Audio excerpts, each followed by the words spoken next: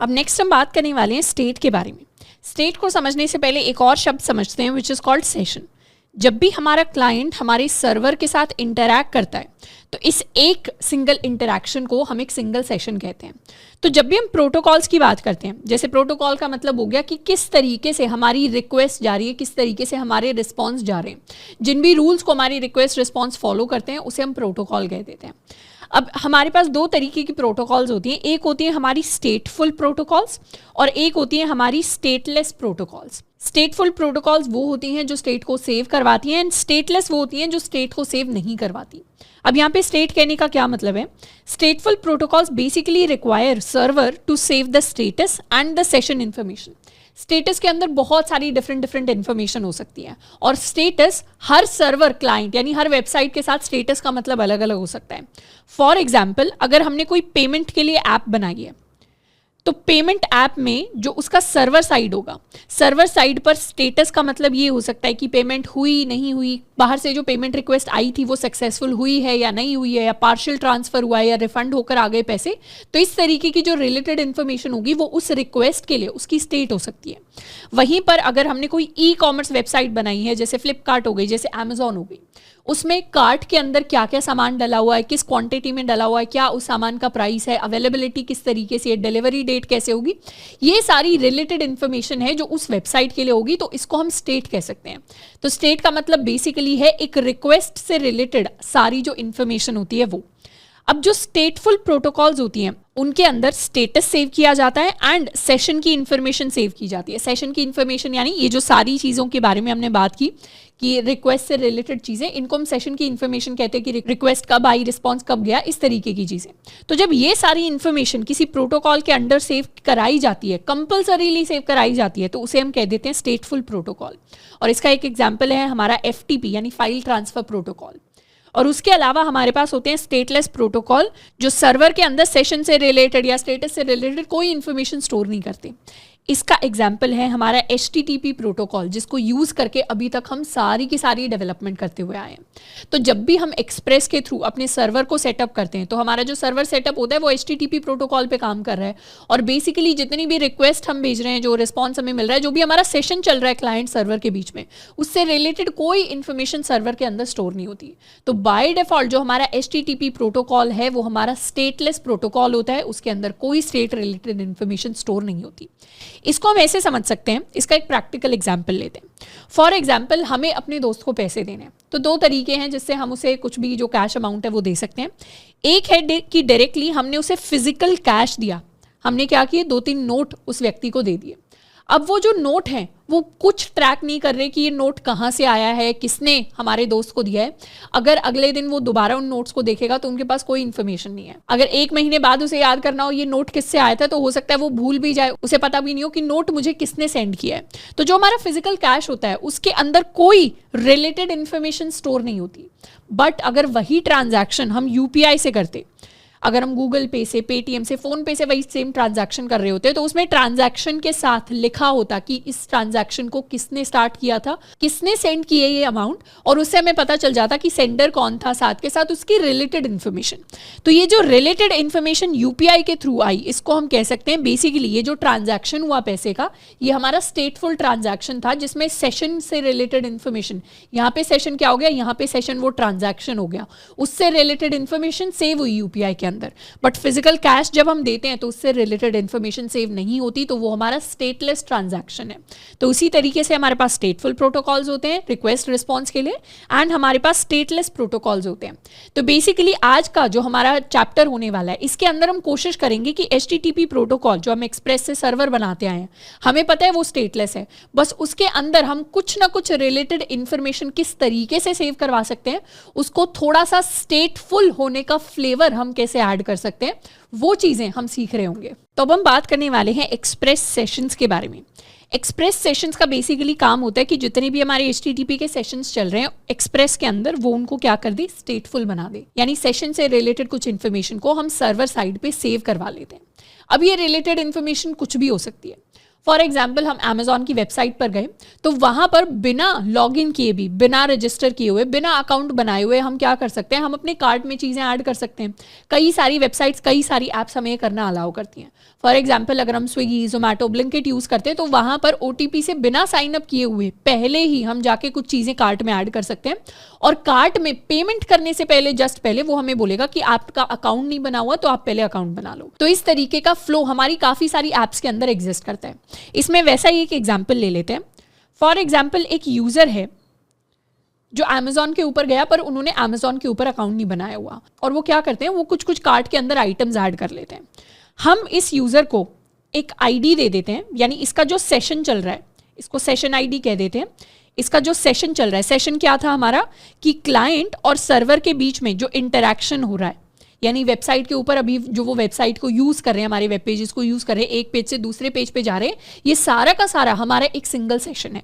तो ये जो सिंगल सेशन है, इस सेशन को एक ID मिल जाएगी, और इसके अंदर रिलेटेड इन्फॉर्मेशन हम सेव कर सकते हैं। रिलेटेड इन्फॉर्मेशन में ये सेव कर सकते हैं कि ये जो हमारा यूज़र 1 है, इसने क्या क्या आइटम अपने कार्ट के अंदर ऐड कर लिए हैं। फॉर एग्जाम्पल इसने एक लैपटॉप अपने कार्ट के अंदर ऐड कर लिया है। दूसरा आइटम जो इन्होंने कार्ट के अंदर ऐड किया है, वो लेट्स सपोज एक चार्जर कार्ट के अंदर ऐड कर लिया है, एंड उसके अकॉर्डिंग इनको एक सेशन ID मिल गई है। इस सेशन ID को कह देते हैं 101। अब हमें पता है जो 101 सेशन ID है वो इस यूज़र 1 की सेशन ID है, और ये यूनिक है। उसके अलावा हमारी वेबसाइट के ऊपर एक और यूज़र आ जाता है, इसको कह देते हैं यूज़र 2, तो इसकी भी अपनी एक सेशन ID ऑटोमेटिकली बन जाएगी। अब ये ऑटोमेटिकली कैसे सेशन ID बन रही है, ये सारा का सारा काम हमें एक्सप्रेस सेशंस करके देता है। तो अभी हम बेसिकली अंडरस्टैंड कर रहे हैं कि एक्सप्रेस सेशंस काम क्या करता है। एक्सप्रेस सेशंस, जो भी हमारी वेबसाइट पे यूजर्स आते हैं और वो कोई सेशन स्टार्ट करते हैं, उस सेशन से रिलेटेड इन्फॉर्मेशन सेव करता है और उस सेशन के लिए एक ID बना देता है। वैसे यूज़र 2 आएगा तो उसको भी एक सेशन ID मिलेगी। लेट्स सपोज उसको सेशन ID मिली 102, और उससे रिलेटेड इन्फॉर्मेशन भी स्टोर होगी कि उसने अपने कार्ट के अंदर क्या आइटम्स ऐड किए। लेट्स सपोज इसने अपने कार्ट के अंदर आइटम में ऐड किया देयर शॉपिंग फॉर क्लोथ्स, तो एक आइटम में शर्ट ऐड कर लिया, एक आइटम में पैंट्स ऐड कर लिया। तो इस तरीके से इनके कार्ट के अंदर भी आइटम्स आ गए। अब ये दो जो यूजर्स हैं, इनके सेशंस भी अलग अलग हैं, इनके आइटम्स भी अलग अलग हैं, और जहां पर यूजर 1 क्लाइंट साइड के अंदर, ये तो हो गई हमारी सर्वर साइड, ये जो पूरा का पूरा पोर्शन है कि सेशन ID कहाँ पे क्रिएट हुई, हमारी रिलेटेड इन्फॉर्मेशन आइटम्स की कहाँ पे स्टोर हुई, ये सारा का सारा हमारा सर्वर साइड है। अगर हम क्लाइंट साइड की बात करें तो क्लाइंट साइड पे हमारा जो यूज़र 1 है वो अपने लैपटॉप के अंदर अपनी वेबसाइट को खोल के बैठा होगा। यूज़र 2 हो सकता है दूसरे लैपटॉप पे वेबसाइट को खोल के बैठा हो, नहीं तो फ़ोन के ऊपर वेबसाइट को खोल के बैठा हो। तो एक्सप्रेस सेशंस क्या करेगा, क्लाइंट साइड पे यानी ब्राउज़र के पास पूरी की पूरी ये रिलेटेड जो इन्फॉर्मेशन है इसको नहीं सेंड करेगा। एक्सप्रेस सेशन सिर्फ इस सेशन ID को भेजेगा। यानी यहां पर क्लाइंट साइड में ब्राउजर के अंदर 101 सेव होगा और यहां पर यूजर 2 के लिए ब्राउजर के अंदर 102 सेव होगा। अब यहां से हमें याद आ रहा होगा कि ब्राउजर के अंदर इंफॉर्मेशन कौन सेव कराता था। हमने लास्ट चैप्टर के अंदर बात की थी कुकीज के बारे में, और कुकीज का क्या काम होता था, कुकीज का काम होता है कि वो ब्राउजर के अंदर कुछ छोटे टाइनी बिट्स ऑफ इंफॉर्मेशन को सेव करवाते हैं। तो यहां पर ये जो टाइनी बिट ऑफ इंफॉर्मेशन है हमारी सेशन ID, ये स्टोर होती है in the browser in the form of a cookie.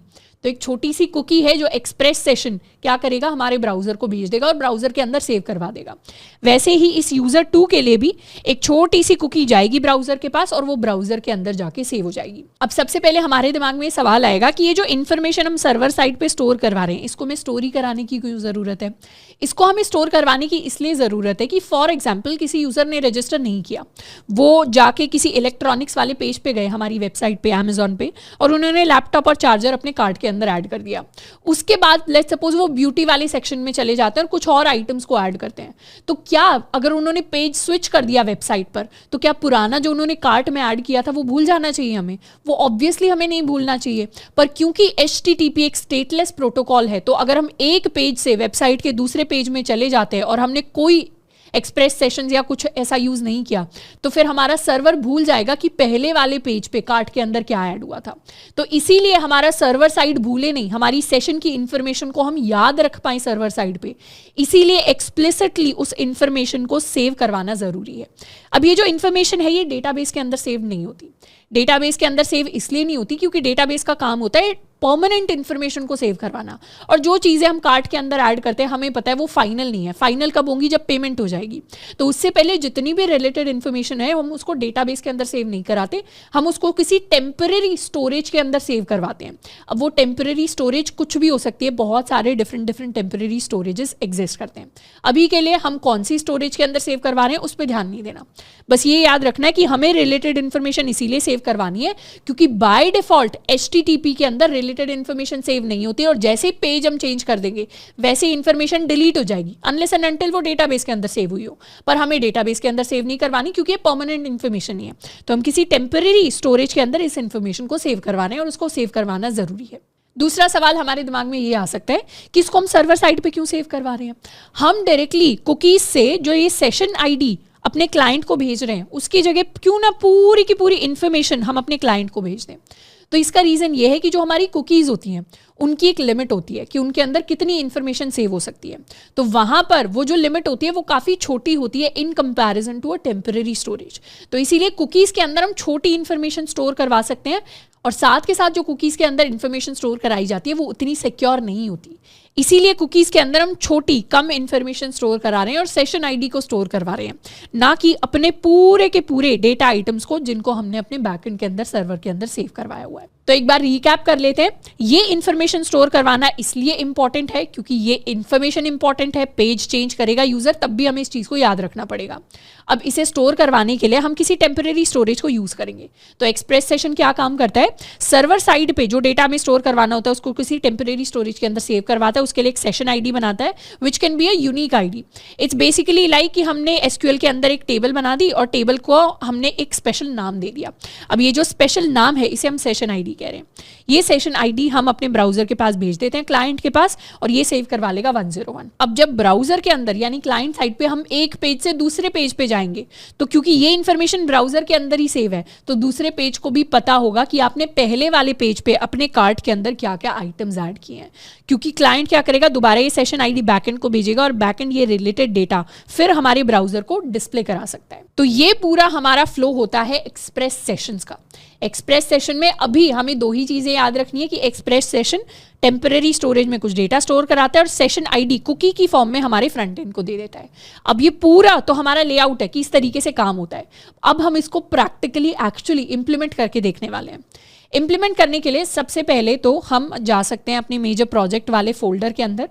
यहाँ पर इस क्लासरूम फोल्डर को शुरुआत के लिए हम यूज करेंगे, तो CD कर लेते हैं इनटू आवर क्लासरूम फोल्डर। अब यहाँ पर अपनी server.js वाली फाइल को खोल लेते हैं। So this was our server.js। ये सारी की सारी चीज़ें हम कर सकते हैं कमेंट आउट, सिर्फ app.listen को हम रखेंगे। इनफैक्ट इन्हें चाहें तो अभी के लिए डिलीट भी कर सकते हैं क्योंकि ये सारी चीज़ें ऐसी हैं जिनको हम यूज़ नहीं करेंगे। हम चाहें तो कुकी पार्सर को भी यहाँ से हटा सकते हैं एंड लेट्स सेव इट। अब जो हमारा एक्सप्रेस सेशंस होता है, ये एक्सप्रेस सेशंस ये बेसिकली हमारा एक npm पैकेज होता है जिसको हम यूज़ कर सकते हैं। npm के ऊपर जाके हम सर्च कर सकते हैं फॉर एक्सप्रेस सेशन। तो एक्सप्रेस सेशन क्या करता है, creates a session middleware with the given options, यानी ये हमारे लिए एक मिडलवेयर क्रिएट करेगा जिसके अंदर काफ़ी सारे डिफरेंट ऑप्शंस होंगे। अब इसको सबसे पहले तो इंस्टॉल कर लेते हैं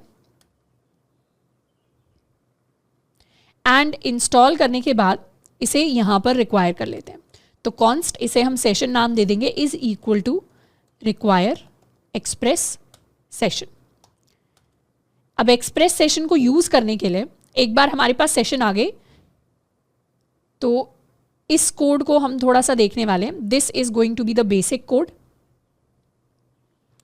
इस कोड को हम थोड़ा सा यूज करने वाले हैं। This is going to be the basic code. हम लिखते हैं क्योंकि एक मिडलवेयर है तो हम लिखेंगे app.use और app.use के अंदर हम यूज़ करेंगे अपना सेशन, जिस सेशन को हमने रिक्वायर किया है, और इस सेशन के अंदर हम अपने डिफरेंट ऑप्शंस को ऐड कर सकते हैं। अब जो हमारा सेशन होता है एक्सप्रेस सेशन, इसके अंदर कई सारे डिफरेंट ऑप्शंस होते हैं।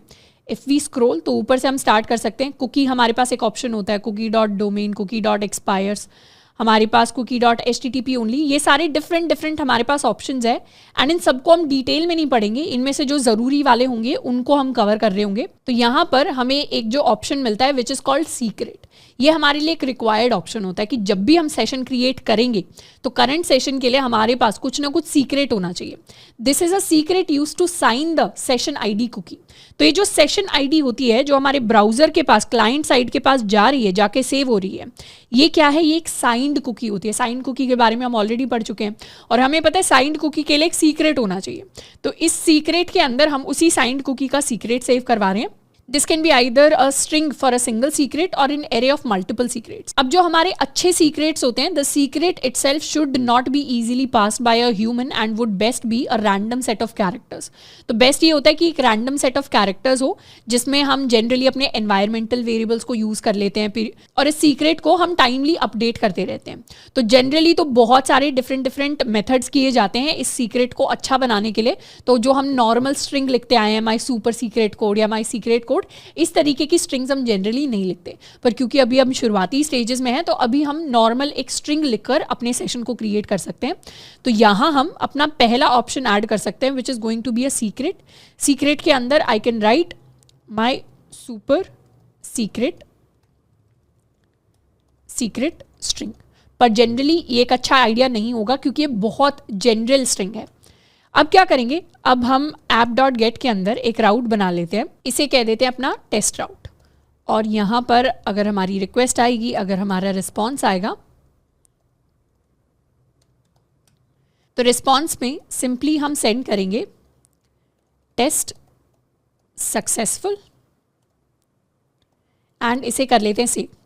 Now let's start our server nodemon server.js। अब यहाँ पर ये दो वार्निंग्स हमारे पास आएंगी, बट अभी के लिए इन वार्निंग्स को हम इग्नोर करने वाले हैं। We'll go to localhost /test successful हो गया। एंड अगर एक बार हम अपने ब्राउजर पर जाके इंस्पेक्ट करें तो इंस्पेक्ट करके जब हम अपने एप्लीकेशन के अंदर आएंगे तो एप्लीकेशन के अंदर कुकीज़ के अंदर हमें एक स्पेशल कुकी जो है वो दिखाई दे रही होगी। एंड इस स्पेशल कुकी के अंदर अगर हम नेम एंड वैल्यू को देखें, ये तो हमारी लास्ट क्लास वाली कुकीज़ थी। इनफैक्ट क्या करेंगे, इन कुकीज़ को एक बार डिलीट कर देते हैं, रिफ्रेश कर लेते हैं। तो हमारे पास क्या कुकी आई, हमारे पास एक कुकी आई है connect.sid। connect.sid यानी ये जो करंट कनेक्शन है उसके लिए सेशन आईडी हमारे पास एज अ कुकी आई है और ये उसकी वैल्यू है। तो बाय डिफॉल्ट जैसे ही हमने अपने सेशन को एज अ मिडलवेयर यूज कर लिया, उसके अंदर कुछ सीक्रेट ऐड कर दिया, वैसे ही हर एक रिक्वेस्ट के साथ, कोई भी रिक्वेस्ट हो, गेट रिक्वेस्ट हो, पोस्ट रिक्वेस्ट हो, अपडेट रिक्वेस्ट हो, डिलीट रिक्वेस्ट हो, कोई भी रिक्वेस्ट हो, उन सारी रिक्वेस्ट के साथ अब एक सेशन आईडी हमारे ब्राउजर के अंदर जाके सेव हो जाएगी in the form of a cookie. Next हम बात करने वाले हैं एक्सप्रेस सेशंस के और रिलेटेड ऑप्शंस के बारे में।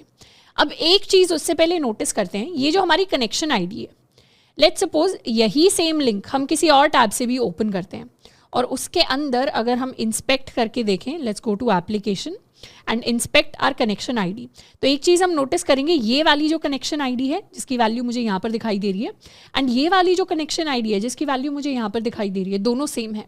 ये दोनों इसलिए सेम है क्योंकि एक्सप्रेस अगर हम एक ही ब्राउजर के ऊपर डिफरेंट टैब्स में भी अगर सेम लिंक को खोल रहे हैं तो उसे एक सेशन की तरह ट्रीट करेगा, क्योंकि एक्सप्रेस सेशंस क्या कर रहा है, सेशंस डिटेक्ट कर रहा है कि यहाँ पर एक ही यूजर है जो एक ही ब्राउजर यूज कर रहा है, उसी के अंदर डिफरेंट टैब्स पे सेम वेबसाइट को खोल रहा है। तो इसीलिए Amazon की वेबसाइट पर अगर हम इस पेज पे आके कार्ट के अंदर कुछ ऐड कर देते हैं और फिर वही सेम लिंक हम किसी दूसरे टैब में खोलते हैं तो हमें वही सेम आइटम्स अपने कार्ट के अंदर इसलिए दिख पाते हैं क्योंकि बैकएंड में ट्रैक हो रहा है कि ये हमारा सेम सेशन है, यानी सेम यूजर सेम जगह एक्सेस करने की कोशिश कर रहा है। अब ये तो क्योंकि लोकल होस्ट के अंदर मेरा सर्वर रन कर रहा है तो इसको हम किसी और लैपटॉप, किसी और मशीन से खोल नहीं सकते। बट अगर इसी को हम किसी और ब्राउजर से ओपन करने की कोशिश करें, फॉर एग्जाम्पल हमने यहाँ पर सफारी खोल लिया है और हम सेम लिंक वहाँ पे ओपन करने की कोशिश करेंगे, मेरे पास आ गया टेस्ट सक्सेसफुल। एक बार अब हम इंस्पेक्ट एलिमेंट्स के अंदर जाएंगे और इंस्पेक्ट एलिमेंट्स में अगर हम स्टोरेज के अंदर जाएं and if we go to cookies localhost, तो कुकीज के अंदर ये वाली कुकी है इसकी value is going to be different than this value. ये हम नोटिस भी कर सकते हैं, दिस इज परसेंटेज के बाद 3A3H और सफारी के अंदर इट इज 3AOV। तो यहाँ पर ये जो सेशन आईडी है ये डिफरेंट है, बट यहीं पर अगर सफारी के अंदर ही अगर हम दूसरे टैब के अंदर दोबारा से सेम लिंक को एक्सेस करेंगे तो हमारी सेशन आईडी सेम होगी।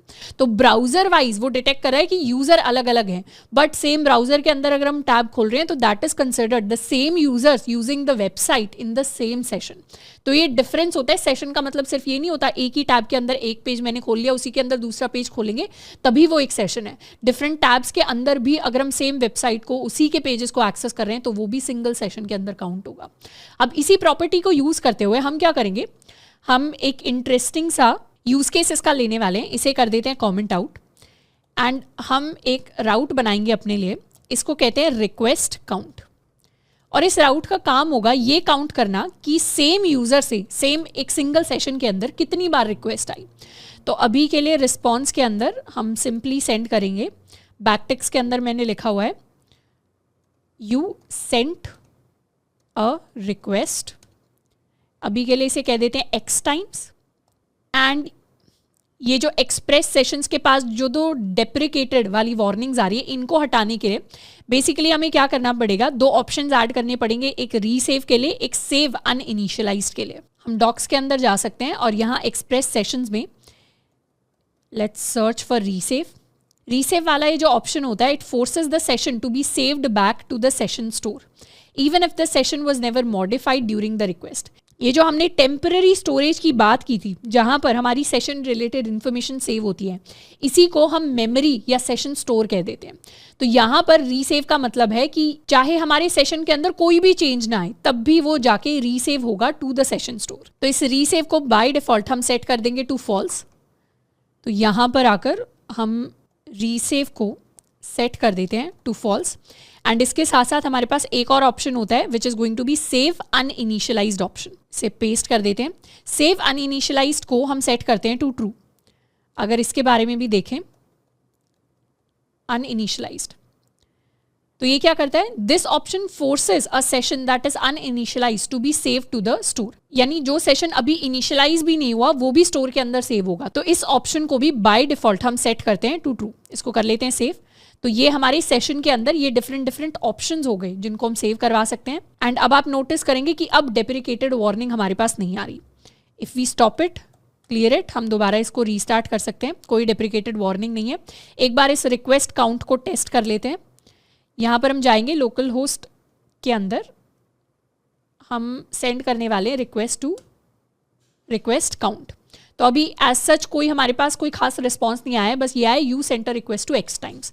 हमें क्या करना है, इसी x को हमें ट्रैक करना है। तो इसको ट्रैक करने के लिए हम अपने रिक्वेस्ट के अंदर ये जो हमारी रिक्वेस्ट वाली ऑब्जेक्ट है, इस रिक्वेस्ट ऑब्जेक्ट के अंदर request dot session dot count नाम का ये एक नया वेरिएबल है जिसको हम क्रिएट कर रहे हैं। और लेट्स सपोज इसकी वैल्यू को हम सेट कर देते हैं टू 1। और यहाँ पर हम क्या भेजेंगे, यहाँ पर हम भेजने वाले हैं अपना request dot session dot count. इसे कर लेते हैं सेव एंड यहाँ पे कर देंगे रिफ्रेश। जैसे ही रिफ्रेश किया हमें पता चल गया you sent a request 1 times. दोबारा रिफ्रेश करेंगे तो भी 1 टाइम आएगा, दोबारा रिफ्रेश करेंगे तो भी 1 टाइम आएगा। अभी तो बाय डिफॉल्ट ये जो हमारा वेरिएबल है रिक्वेस्ट के अंदर, जो हमने सेशन के अंदर काउंट वेरिएबल बनाया है, इसकी value her bar by default 1 है। पर हम चाहते हैं कि जैसे ही ये चीज़ कॉल हो, जैसे ही इस चीज़ को ट्रिगर किया जाए, यहाँ पर रिक्वेस्ट काउंट के अंदर एरर आए, वैसे ही ये जो वेरिएबल है इसकी वैल्यू अपडेट हो जाए। तो अपडेट करने के लिए हम ये चेक कर सकते हैं कि अगर रिक्वेस्ट के अंदर सेशन के अंदर रिक्वेस्ट के अंदर सेशन जो है उसमें जो काउंट की वैल्यू है अगर वो एग्जिस्ट करती है तब तो ये जो वैल्यू है ये इंक्रीज हो जाए। कैसे इंक्रीज हो जाए, ये प्लस हो जाए। और दूसरे केसेस में क्या हो, दूसरे केसेस में हम इस वैल्यू को इनिशियलाइज कर दें। किससे इनिशियलाइज कर दें, विद द वैल्यू 1। तो अगर ये वैल्यू एग्जिस्ट करती है तो फिर तो ये इंक्रीज हो जाए, और अगर एग्जिस्ट नहीं करती तो इसे हम एग्जिस्ट करवाएंगे, इसकी वैल्यू को 1 को सेट कर देंगे और फिर इसे हम सेंड कर देंगे विद द रिस्पॉन्स। अब एक बार यहाँ पर अगर हम आएंगे, रिफ्रेश किया, you sent a request 1 time यहाँ पर लिखा हुआ आ रहा है। If I increase the size, you sent a request 1 time, दोबारा रिफ्रेश करेंगे, इस बार ये अपडेट ओवर हो गया 2 टाइम्स, दोबारा रिफ्रेश करेंगे 3 टाइम्स हो गया, दोबारा रिफ्रेश करेंगे 4 टाइम्स हो गया। एंड यही रिक्वेस्ट अगर मैं इस नए ब्राउजर में भेजूं तो यहाँ क्या हो गया, यहाँ 5 टाइम्स हो गया। क्यों? क्योंकि ये सेम सेशन ही चल रहा है।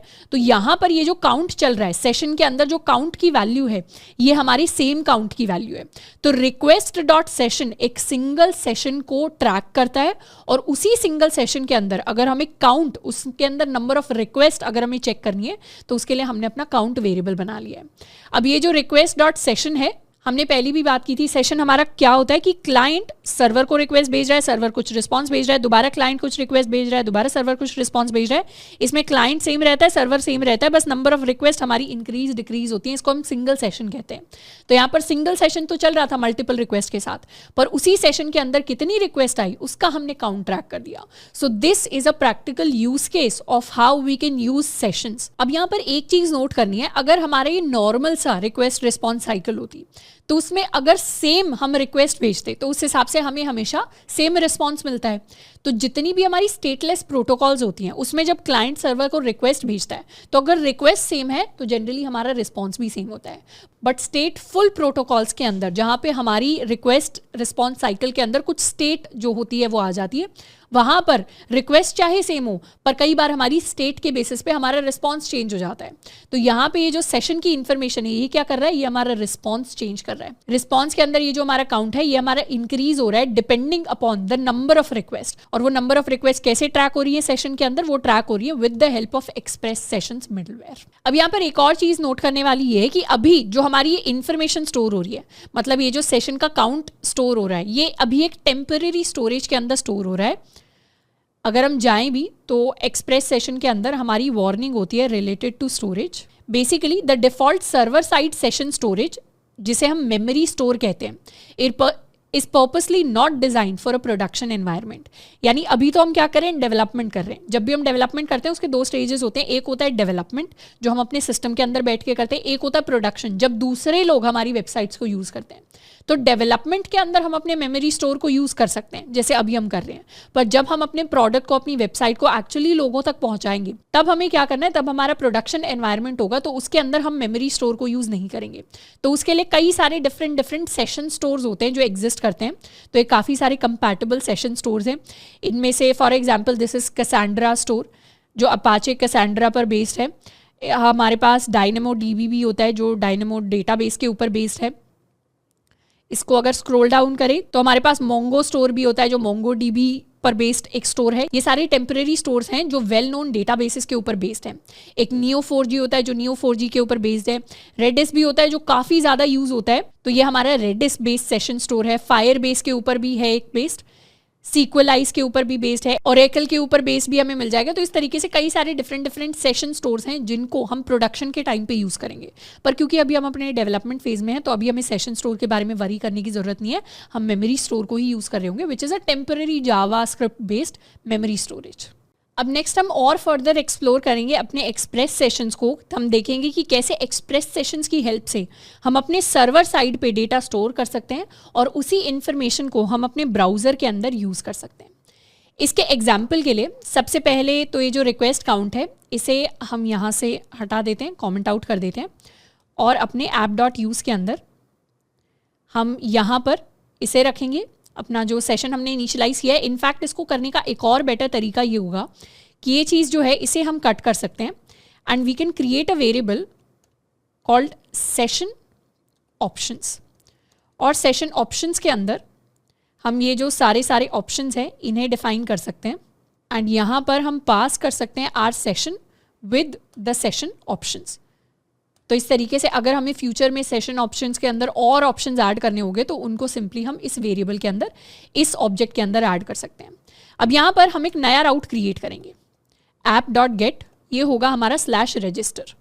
बेसिकली हम चाहते हैं कि यूज़र जो है हमारे प्लेटफॉर्म पे आके रजिस्टर कर पाए और ये जो रजिस्ट्रेशन है ये क्वेरी स्ट्रिंग की हेल्प से होगी। मतलब अगर रिक्वेस्ट के साथ इस तरीके से name is equal to Shraddha query string के अंदर इस तरीके से अगर भेजा जाएगा तो मतलब ये जो नेम है ये हमें क्वेरी स्ट्रिंग से एक्सट्रैक्ट करना होगा जो हमारा रजिस्ट्रेशन होगा। तो इसके लिए हम एक नेम ले लेते हैं एंड हम क्या करेंगे, यहाँ पर अपनी रिक्वेस्ट डॉट क्वेरी से अपने नेम को एक्सट्रैक्ट कर लेंगे और फिर बेसिकली रिस्पॉन्स के अंदर हम सेंड करने वाले हैं अपने नेम की वैल्यू। तो यहाँ पर जाके हम लिख देते हैं रजिस्टर एंड नेम के अंदर हम लिख देते हैं श्रद्धा। तो बेसिकली यहाँ नेम की वैल्यू श्रद्धा आ जाएगी एंड यहाँ पर अगर मैंने लिख दिया अपना कॉलेज तो नेम की वैल्यू अपना कॉलेज आ जाएगी। अब यहाँ एक चीज़ हमें करनी है, अगर हमने कोई भी नेम नहीं भेजा तो उस केस में हमारे पास कुछ भी नहीं आएगा प्रिंट होकर, क्योंकि ये नेम एग्जिस्ट ही नहीं करता। तो उस केस में हम एक डिफ़ॉल्ट नेम इसे दे देते हैं which is going to be anonymous. तो अगर कुछ और नाम नहीं आता तो हमारे पास एनोनिमस प्रिंट होकर आएगा। इसके अलावा हम एक और अपने लिए राउट बनाएंगे विच इज़ /hello। हेलो राउट का काम है कि ये किसी का भी नाम अगर इसे पास होता है तो वो इसे हेलो कह देता है। तो यहाँ पर भी हमारे पास रिक्वेस्ट आएगी, यहाँ पर रिस्पॉन्स आएगा एंड अभी के लिए रिस्पॉन्स के अंदर हम सिर्फ सेंड करने वाले हैं, let's call it hello. Save कर लिया। यहाँ अगर हम कॉल कराएंगे हेलो को तो ये हमारे लिए हेलो को कॉल कर देगा। अब जैसे हमने अपने रिक्वेस्ट काउंट के अंदर request.session इस ऑब्जेक्ट को यूज़ किया था, यहाँ पे भी इसी ऑब्जेक्ट की हेल्प से हम अपने सेशन के अंदर इन्फॉर्मेशन भी स्टोर करते हैं और उस इन्फॉर्मेशन को यूज़ भी करते हैं। अब ये जो request.session है, एक बार हम इसको प्रिंट करवा के देखते हैं। जब भी हम कोई रिक्वेस्ट भेज रहे हैं /register को, तो यहाँ पे रिस्पॉन्स भेजने से पहले हम console.log के अंदर प्रिंट करेंगे request.session। तो एक बार देख लेते हैं request.session में बाय डिफ़ॉल्ट क्या क्या सेव होता है। नेम को /name की जगह /register को भेजते हैं रिक्वेस्ट। अभी एनोनिमस है हम, सेशन आईडी हमें पता है हर बार आ रही है। और एक बार अपना request.session भी देख लेते हैं। बेसिकली जो request.session है वो हमारी ये ऑब्जेक्ट है जिसका नाम है सेशन, जिसके अंदर एक हमारे पास कुकी होती है, बाय डिफ़ॉल्ट हमेशा कुकी होगी। उसका पाथ हमारे पास होगा, कब एक्सपायर हो रही है उसके अंदर बाय डिफ़ॉल्ट अभी नल है, ओरिजिनल मैक्सिमम एज ये भी सेट टू नल है, और एक HTTP ओनली का ऑप्शन होता है which is set to true. तो यहाँ पर कुकी के अंदर if we look at the different options, तो यहाँ पे पाथ में भी हमें वही चीज़ दिखाई दे रही है जो हमारी ऑब्जेक्ट के अंदर थी, और एक हमारा ऑप्शन होता है which is called HTTP only which is set to by default true. तो इसीलिए यहाँ पे हमारे पास एक टिक हमें दिखाई दे रहा होगा। तो बाय डिफ़ॉल्ट रिक्वेस्ट के साथ जब भी हम सेशंस को यूज़ कर रहे हैं, ये हमारी request.session एक ऑब्जेक्ट होती है। इस ऑब्जेक्ट के अंदर हम चाहें तो नए वेरिएबल्स क्रिएट कर सकते हैं, जैसे हमने काउंट वाला वेरिएबल क्रिएट किया था। तो अब हम नया वेरिएबल एक क्रिएट करने वाले हैं which is going to be name. और हम क्या करेंगे, हम अपने request.session के अंदर एक नेम जो है वो ऐड कर देंगे which is going to be this name. तो यहाँ लिख देते हैं इसे नेम, और रिस्पॉन्स के अंदर हम इसी नेम को सेंड करेंगे। तो इसको कर देते हैं सेंड। इनफैक्ट नेम अगर सेट हो गया तो console.log करके हम प्रिंट करवाएंगे request.session.name को। इसको कर लेते हैं सेव। यहाँ पे रजिस्टर के अंदर अगर हम नेम की वैल्यू भेजें एज श्रद्धा, तो यहाँ हमारी वैल्यू प्रिंट होकर आ गई एज श्रद्धा।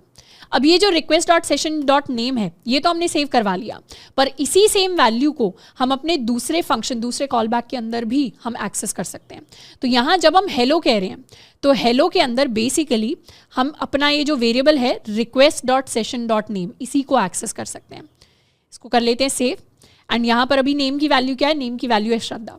तो जब हम अपने हेलो पर जाएंगे तो हेलो में क्या आएगा, हेलो में आएगा हेलो श्रद्धा। और अगर दोबारा से हम सिंपली रजिस्टर पे जाएं और इस बार हम एनोनिमस बन गए, तो एज एनोनिमस अगर हम हेलो के ऊपर जा रहे हैं तो इस बार आएगा हेलो एनोनिमस। यहीं पर अगर रजिस्टर के अंदर we set the name to अपना कॉलेज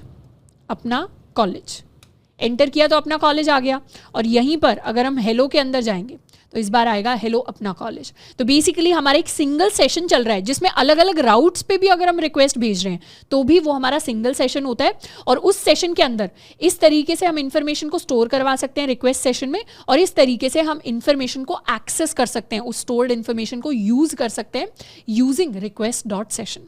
यहाँ पर एक और बेटर तरीका ये होगा कि यहाँ पर रिस्पॉन्स के अंदर हम रीडायरेक्ट कर जाएं टू /hello, उससे ऑटोमेटिकली हमारा नेम प्रिंट हो जाएगा हेलो के साथ। अगर मैंने /register को रिक्वेस्ट भेजी, /register को अगर रिक्वेस्ट भेजी तो हमारे पास आएगा हेलो एनोनिमस। पर अगर हम /register को रिक्वेस्ट भेजते हैं एज श्रद्धा तो हमारे पास आएगा हेलो श्रद्धा, और /register को अगर हम रिक्वेस्ट भेजते हैं एज अपना कॉलेज तो बाय डिफ़ॉल्ट हमारे पास आएगा हेलो अपना कॉलेज। तो अब ट्रैक हो रहा है, सेशंस के अंदर इन्फॉर्मेशन सेव हो रही है, एंड उसी सेम इन्फॉर्मेशन को हम दूसरे राउट्स के अंदर यूज़ कर रहे हैं। तो ये काफ़ी सारे डिफरेंट यूज़ केसेस होते हैं हमारे सेशंस के। सेशन का काम होता है एक सिंगल सेशन के अंदर यूज़फुल इन्फॉर्मेशन को स्टोर करवाना, ताकि उसको हम डिफरेंट पेजेस के अंदर यूज़ कर सकें। नेक्स्ट हम बात करने वाले हैं कनेक्ट फ्लैश के बारे में। तो कनेक्ट फ्लैश हमारा एक और NPM का पैकेज होता है जो मैसेजेस को फ्लैश करवाने में हेल्प करता है। मैसेजेस को फ्लैश करवाने का मतलब क्या होता है? बेसिकली जब भी हम कुछ नई चीज़ ऐड करते हैं अपने वेब पेज के ऊपर, फॉर एग्जाम्पल हमने अपनी लिस्टिंग्स क्रिएट की Airbnb की, और उसके अंदर अगर हम कोई नई लिस्टिंग ऐड करते हैं या हम कोई नया रिव्यू ऐड करते हैं या हम किसी रिव्यू को डिलीट करते हैं या किसी चीज़ को अपडेट करते हैं, तो हम चाहते हैं कि जैसे कोई चीज़ हो तो हमारे पास एक मैसेज पॉपअप होके आना चाहिए कि ये चीज़ हो गई। ये message in the form of alerts भी पॉपअप होके आ सकता है। तो जैसे ही हमने किसी नए रिव्यू को ऐड किया, हमारे पास ऊपर मैसेज आना चाहिए न्यू रिव्यू एडेड। पर अगर हम रिफ्रेश कर दें उसी पेज को तब वो मैसेज ना आए, तो इन मैसेजेस को हम फ्लैश मैसेजेस कहते हैं। ऐसे मैसेजेस जो एक सिंगल टाइम अपीयर करते हैं और अगर उसी सेम पेज को हम रिफ्रेश कर दें तो फिर वो मैसेज हमारे पास अपीयर नहीं करता। और इन मैसेजेस के कई सारे डिफरेंट ट्रिगर्स होते हैं, जैसे कुछ ऐड हुआ तब मैसेज आना चाहिए, कुछ डिलीट हुआ तब मैसेज आना चाहिए, कुछ अपडेट हुआ तब मैसेज आना चाहिए। और इन मैसेजेस के अलग अलग टाइप्स भी होते हैं, जैसे कुछ मैसेजेस एरर को दिखाते हैं, कोई एरर आ गया तब वो मैसेज हमारे पास फ्लैश होके आ रहा है। तो flash is a special area of the session used for storing messages. Messages are written to the flash and cleared after being displayed to the user. यानी एक बार हमारा मैसेज यूजर के पास डिस्प्ले होकर चला गया तो उसके बाद वो मैसेज क्लियर हो जाता है मेमोरी से, फिर हमारे एक्सप्रेस को याद नहीं रहता कि कोई मैसेज था भी या नहीं था। तो इसके लिए हम अपने इस पैकेज को यूज करेंगे। Let's go to NPM and search for connect flash. Connect flash भी बेसिकली हमारा एक मिडलवेयर होता है जिसका काम होता है मैसेजेस को सेव करवाना, उनको डिस्प्ले कराना। Flash is typically used in combination with redirects. Generally जब भी हम किसी दूसरे पेज की तरफ, दूसरे राउट की तरफ रीडायरेक्ट कर रहे होते हैं और पेजेस को रेंडर कर रहे होते हैं, तब हम अपने मैसेजेस को यूज़ करते हैं। तो फ्लैश मैसेजेस जो हैं वो हमारे सेशन के अंदर ही स्टोर होते हैं। First, set up sessions as usual by enabling cookie parser and session middleware. Then use Flash middleware provided by Connect Flash. तो Connect Flash के लिए sessions को यूज़ करना कंपलसरी है। ऐसा नहीं है कि हम sessions को ना यूज़ करें और सिर्फ Flash को यूज़ कर लें। तो Flash को यूज़ करने के लिए हमारा sessions को यूज़ करना ज़रूरी है। अब Flash को यूज़ करने से पहले सबसे पहले तो हमें इसे इंस्टॉल करना पड़ेगा। तो इंस्टॉल करने के लिए let's stop our server and npm i connect flash। उसके बाद इसे ऊपर हम कर लेते हैं require const flash is equal to require connect flash. इसको कर लेते हैं सेव।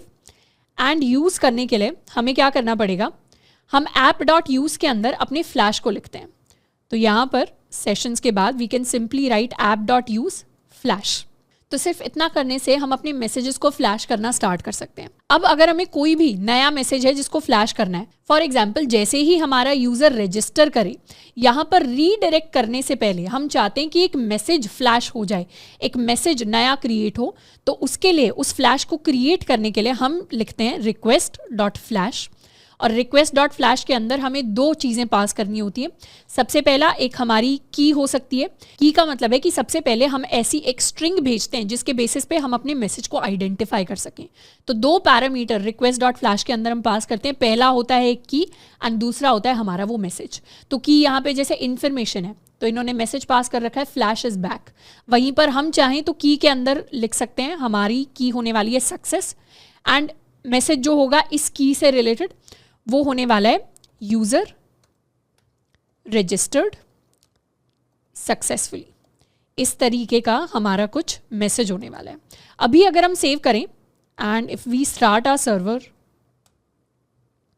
यहाँ पर जाएंगे और रजिस्टर के अंदर जाके अगर हम रजिस्टर करते हैं, register question mark name is equal to Shraddha, अगर हम रजिस्टर करते हैं तो अभी हमारे लिए कोई मैसेज फ्लैश होके नहीं आ रहा।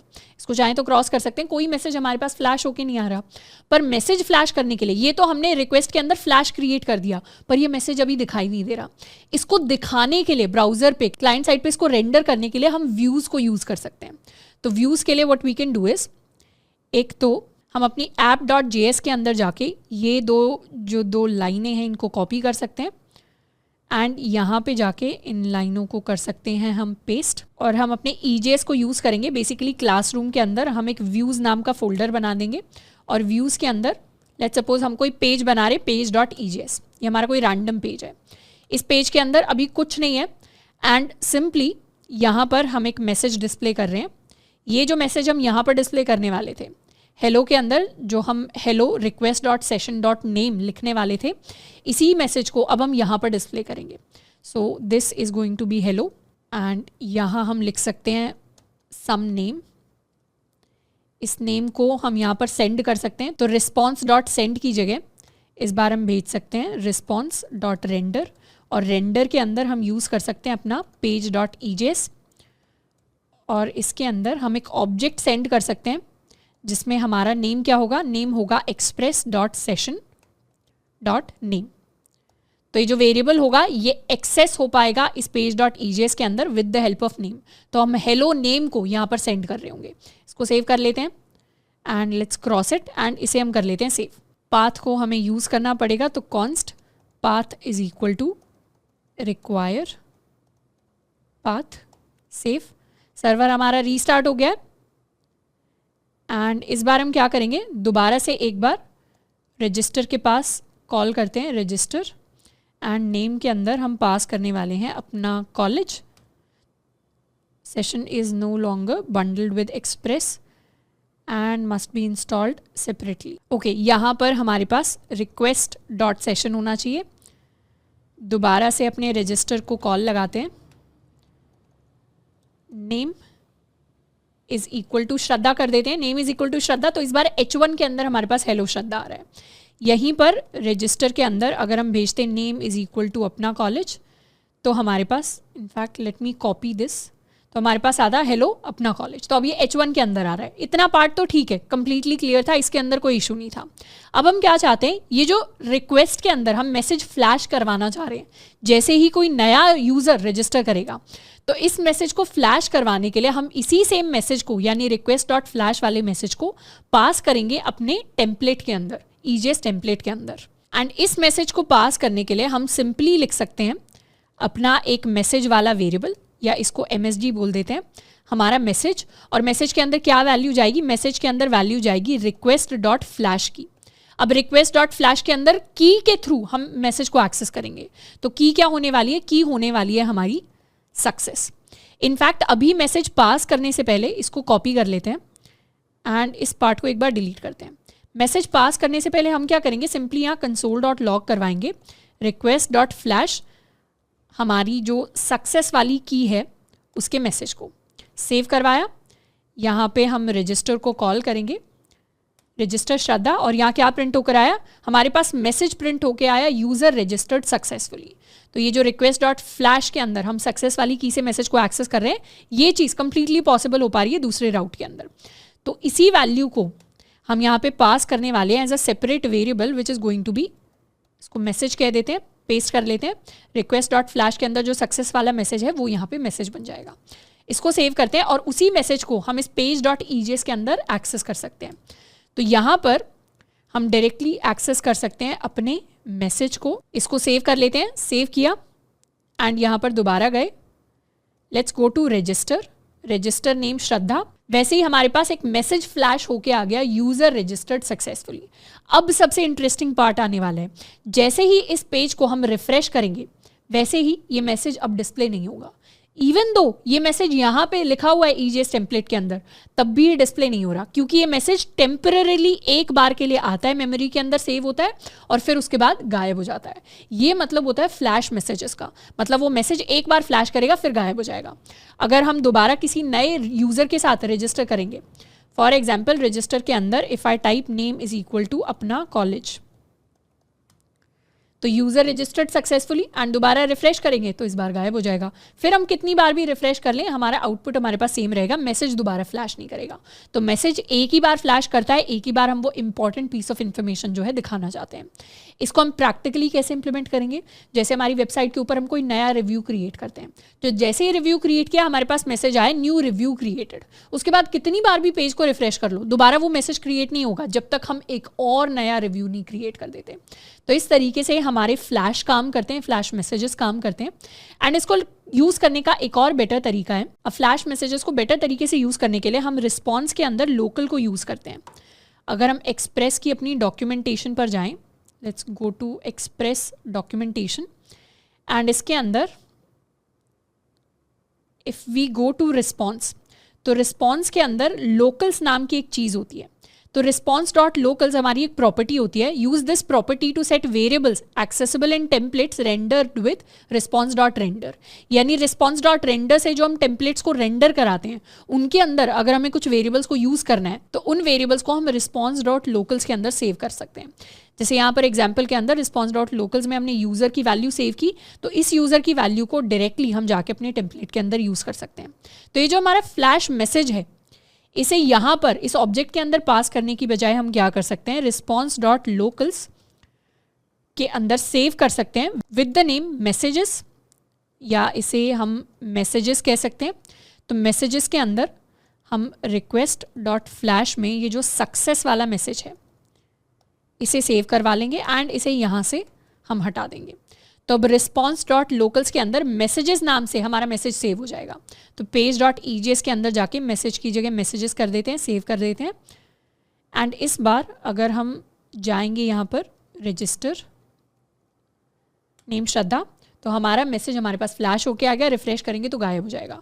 तो हमारे रिस्पॉन्स के अंदर लोकल वेरिएबल्स के अंदर हम स्टोर करा सकते हैं इस वैल्यू को, अगर हम इसे किसी भी टेम्पलेट के अंदर एक्सेस करने का सोच रहे हैं. तो ये हेल्पफुल कब होगा, ये हेल्पफुल ऐसे होगा कि अभी तो हमने सिर्फ सक्सेस वाला मैसेज यहाँ पे फ्लैश करवाया है, पर ये भी तो हो सकता है कि कुछ एरर वाला मैसेज हम फ्लैश करवाते.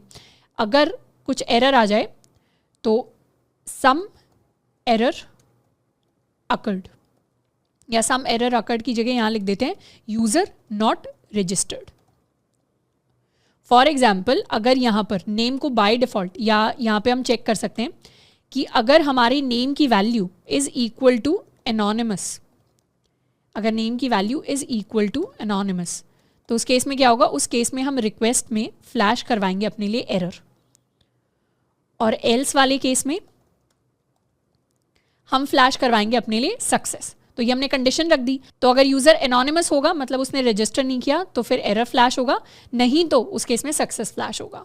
तो यहाँ पर हम दो लोकल वेरिएबल्स बना सकते हैं, कंट्रोल सी कंट्रोल वी.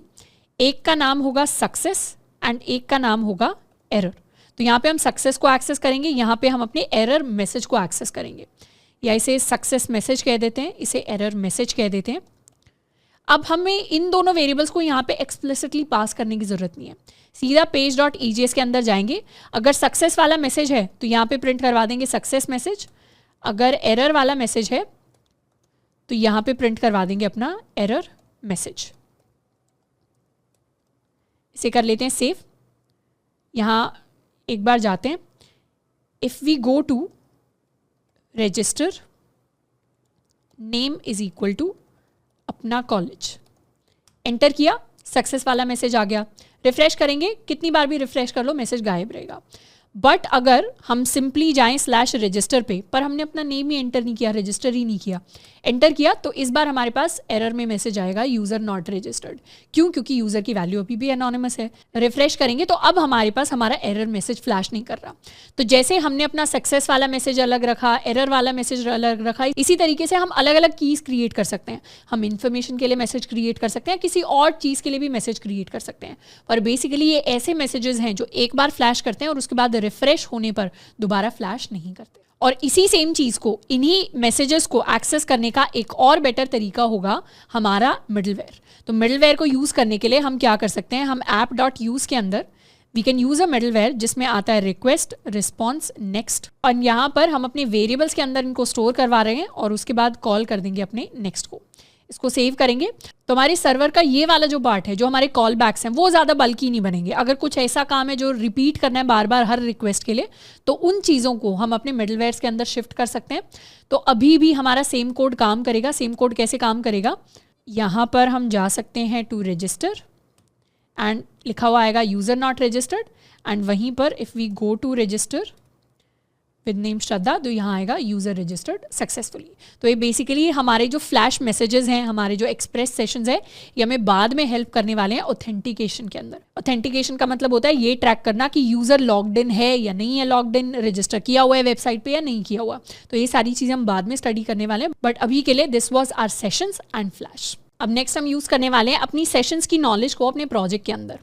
तो अभी के लिए हमारी जो क्लासरूम वाली फाइल्स हैं उनसे हम बाहर आ जाते हैं अपने मेजर प्रोजेक्ट की तरफ, एंड इन फाइल्स को हम कर सकते हैं क्रॉस. अपने क्लासरूम फोल्डर को बंद कर देते हैं, अपने app.js के अंदर आते हैं।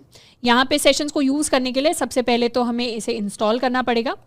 तो हम एक्सप्रेस सेशन को कर सकते हैं npm i, इंस्टॉल कर लिया, फिर इसे रिक्वायर कर लेंगे।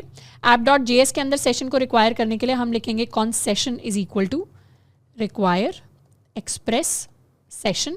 उसके बाद यहाँ पर आकर बेसिकली अपनी रिक्वेस्ट से पहले हम अपने लिए अपने सेशन ऑप्शंस को डिफाइन कर सकते हैं। सेशन ऑप्शंस होने वाले हैं हमारे लिए। सबसे पहले तो एक सीक्रेट हो जाएगा, सीक्रेट के अंदर इसको कह देते हैं my super secret code. But basically ये जो सीक्रेट अभी हम ऐड कर रहे हैं कोई अच्छा सीक्रेट नहीं है, बहुत ख़राब सीक्रेट है, बट फिर भी क्योंकि अभी हम डेवलपमेंट फेज़ में हैं, अभी हम बिगनर फेज़ में हैं, तो अभी के लिए इसी सीक्रेट को हम यूज़ कर रहे हैं। इसके अलावा हमें 2 ऑप्शंस देने होते हैं। एक हमारा रीसेव का ऑप्शन होता है which is going to be set to false, and एक होता है सेव अनइनिशियलाइज्ड, इनिशियलाइज्ड, इसको हम सेट कर देते हैं टू ट्रू। ये हो गए हमारे सेशंस ऑप्शन। सेशन को यूज़ करने के लिए हम लिखेंगे app.use, इसके अंदर पास कर देंगे अपना सेशन और सेशन के अंदर पास कर देंगे अपने सेशन ऑप्शंस को। अब कैसे ट्रैक करेंगे कि सेशंस हमारा वर्क कर रहा है क्या? सेव करके सर्वर को स्टार्ट करेंगे app.js। सेशन वर्क कर रहा है या नहीं कर रहा, उसके लिए we'll have to go to localhost 8080/listings। तो ये हमारा लिस्टिंग्स वाला पेज आ गया। अब लिस्टिंग्स के अंदर 100% पे ले आते हैं। ये हमारी सारी की सारी लिस्टिंग्स आ गई हैं। अब ये चेक करने के लिए सेशंस वर्क कर रहा है या नहीं कर रहा, इंस्पेक्ट करेंगे और जाएंगे अपने एप्लीकेशन के अंदर। एप्लीकेशन के अंदर अगर कुकीज़ के अंदर हमें connect.sid सेशन आईडी वाली कुकी दिख रही है, इसका मतलब सेशंस वर्क कर रहे हैं, क्योंकि ये कुकी तभी आती है जब सेशंस वर्क कर रहे हैं। और अगर ये कुकी हमें नहीं दिख रही तो इसका मतलब सेशंस अभी वर्क नहीं कर रहे। तो मोस्ट प्रॉब्ली अगर सारी चीज़ें सही जा रही हैं तो हमें ये कुकी यहाँ पे दिखाई देनी चाहिए, और ये connect.sid वाली हमारी कुकी है। एंड इस तरीके से हम अपने सेशंस को एसोसिएट कर सकते हैं विद आवर वेबसाइट। नेक्स्ट चीज़ जिसके बारे में हम बात करेंगे ये होगा to add cookie options. Basically sessions के अंदर हम अपने कुकी ऑप्शन को और ज़्यादा यहाँ पे डीप में एक्सप्लोर करेंगे। We can go to express sessions in npm, express session वाले पेज पर चले जाते हैं। एंड यहाँ पर जब हम अपने ऑप्शन के देखें, एंड यहाँ पर हमारे पास एक ऑप्शन होता है हमारा कुकी वाला ऑप्शन। तो बाय डिफ़ॉल्ट कुकी की ये वैल्यू होती है जो हमने प्रिंट भी करवा के दी थी।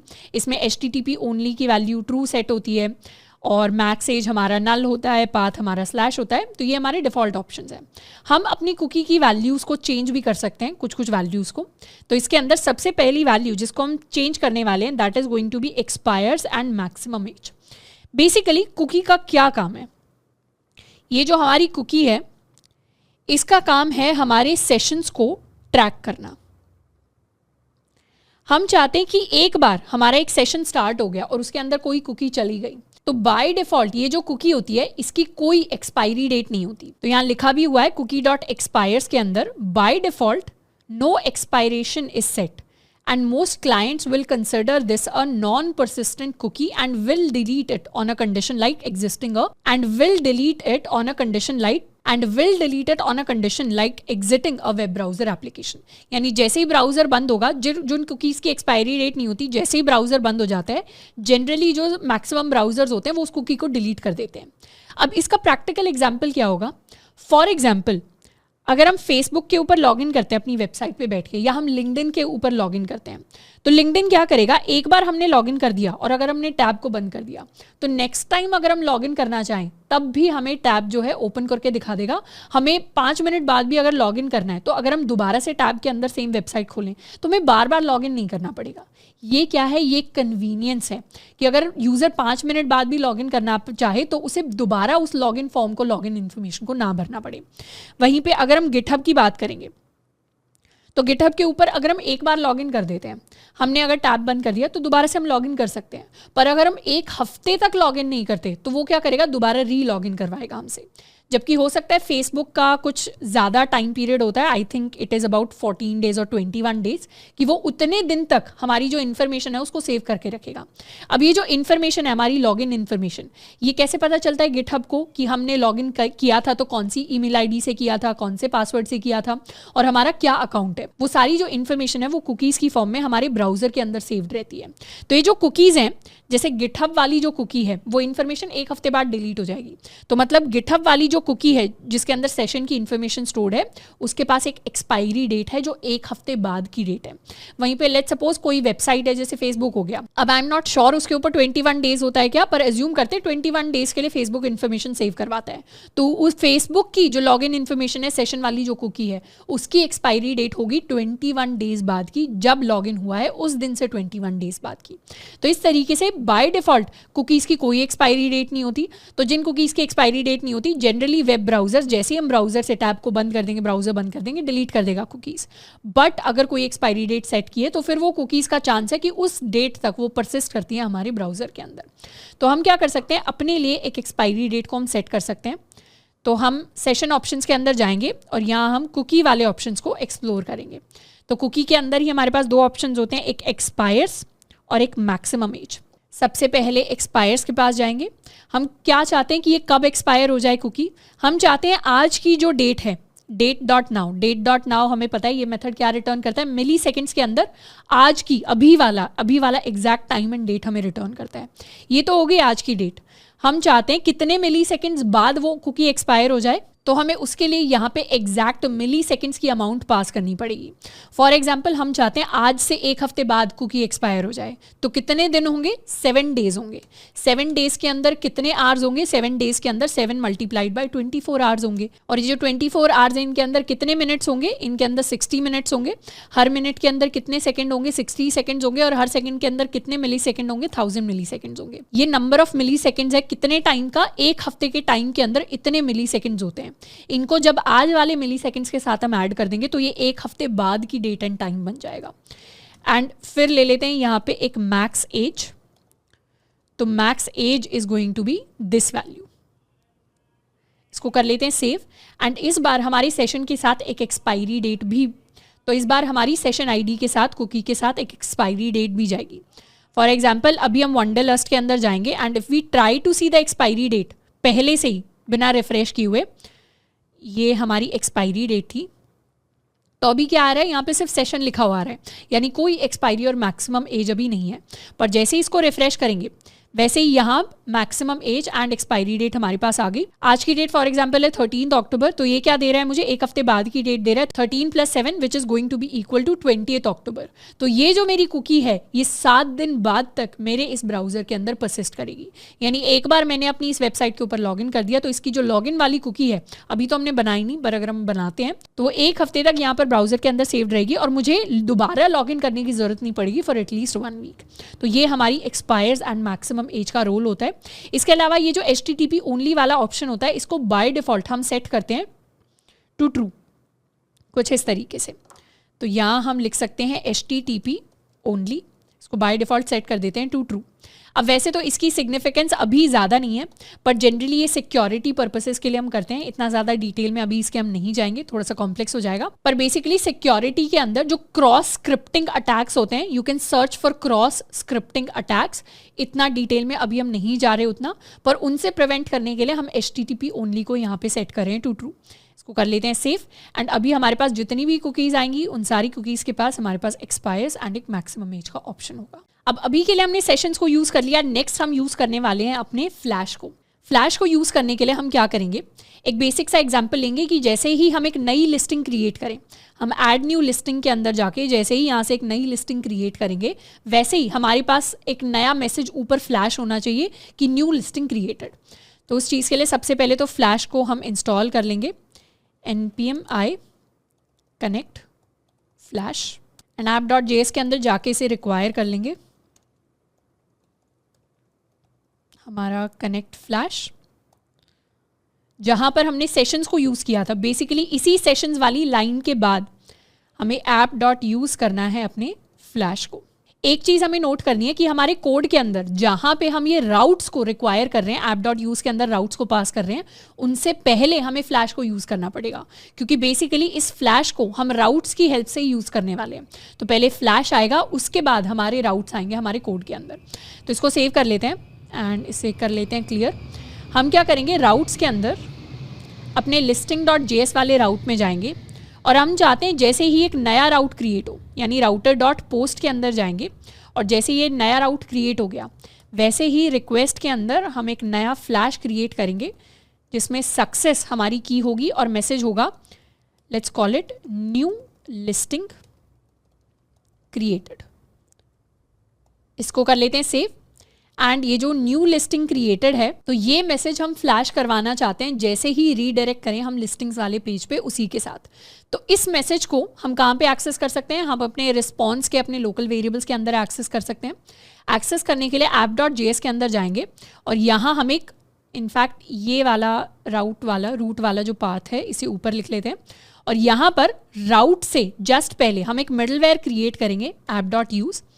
इसके अंदर हमारे पास रिक्वेस्ट होगा, रिस्पॉन्स होगा, नेक्स्ट होगा एंड इस मिडलवेयर के अंदर हम अपने response.locals के अंदर एक सक्सेस वाला मैसेज जो है उसे क्रिएट करेंगे। This is going to be request.flash में अगर कोई भी सक्सेस वाला मैसेज आता है तो वो हमारे रिस्पॉन्स के अंदर लोकल्स के अंदर सेव हो जाएगा एंड फिर हम अपने नेक्स्ट को कॉल कर देंगे। एक चीज़ ध्यान रखनी है, नेक्स्ट को कॉल करना नहीं भूलना, नहीं तो इसी मिडलवेयर पर हम स्टक होके रह जाएंगे। इसको कर लेते हैं सेव एंड नेक्स्ट को कॉल करेंगे तो ऑटोमेटिकली राउट से मैच कर जाएगा।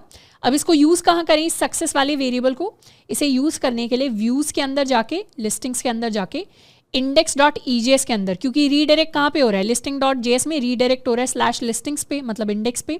तो index.ejs में सबसे ऊपर जाएंगे, ऑल लिस्टिंग्स से भी ऊपर जाएंगे और यहाँ पर हम यूज़ कर लेंगे अपने सक्सेस वाले इस मैसेज को। इसको कर लेते हैं सेव। तो यहाँ क्या क्या किया हमने? app.js के अंदर फ्लैश को यूज़ किया और अपना मिडलवेयर डिफाइन कर लिया और लिस्टिंग्स के अंदर जाके ये रिक्वेस्ट से एक मैसेज हमने फ्लैश कर दिया और इस फ्लैश्ड मैसेज को index.js के अंदर जाके हम यहाँ प्रिंट करवा रहे हैं। अब आ जाएंगे यहाँ पे, रिफ्रेश करेंगे।